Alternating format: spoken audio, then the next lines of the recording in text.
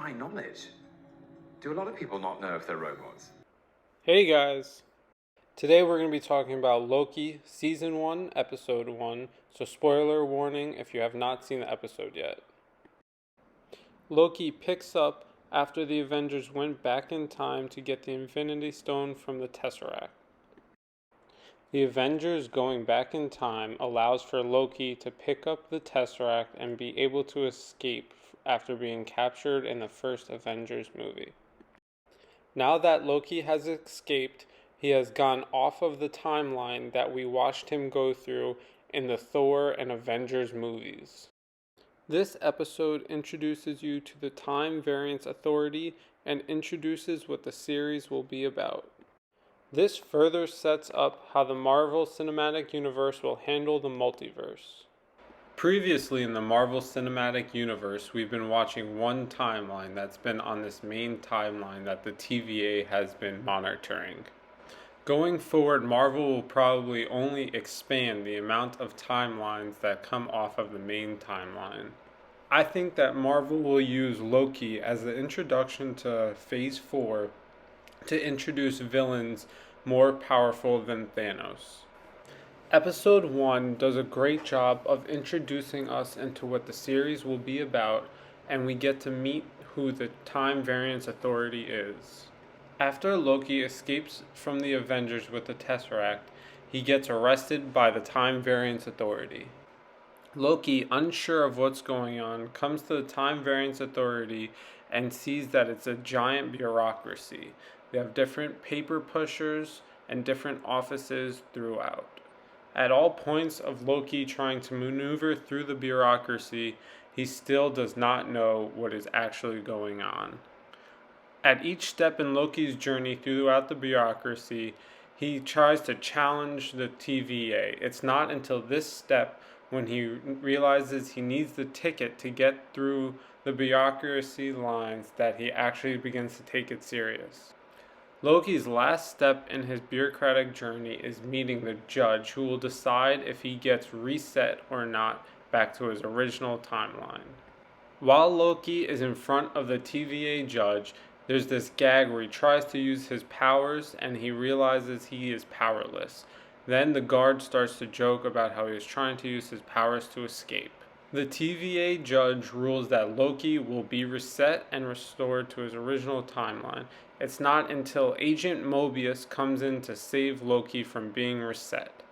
After meeting the TVA and Agent Mobius, we find out how powerful the TVA truly is. The idea that your little club decides the fate of trillions of people across all... Next, Agent Mobius begins to tell Loki how the TVA keeps everything on the sacred timeline. Agent Mobius tells Loki that Loki is who he is so that the Avengers can become the best versions of themselves. At this point, Loki does not believe the TVA is an all-powerful entity. One of the cool powers of the TVA is the Time Twister, which is controlling the device that's around Loki's neck. At one point in the episode, he's able to steal the Time Twister from Mobius and escape, and he's able to see the power of the Time Twister for himself and use it on one of the TVA agents. Despite the Time Twister's power, Loki is still not convinced the TVA is a powerful agency. Loki finds the first bureaucrat that collected the Tesseract as evidence and threatens him until he gets the Tesseract back. It's at this point when he finds a drawer full of Infinity Stones and realizes that the Infinity Stones are powerless here at the TVA. After realizing that Infinity Stones have no power at the TVA, Loki has decided that this is the greatest power in the universe. Loki does not yet understand how the TVA's power works, yet he seeks to control their power so he can be the most powerful being in the universe. Now that Loki is at the TVA, he will not get his redemption arc. Loki is not the same person now that he is at the end of Avengers Endgame, so they have to cram Loki's entire redemption arc emotional journey into this episode. Loki, watching the path that he was supposed to take throughout the Marvel movies, brings him to an epiphany. He realizes all the people that he truly cares about. The final step in Loki's emotional journey, watching his own path into the future, is watching Thanos kill him. Now that Loki knows that he will die on his own timeline, he knows that he can never go back to his original timeline. This detail pushes him to finally agree to help Mobius and the TVA with whatever they need help with. Throughout the episode, Mobius wants Loki to be honest with him.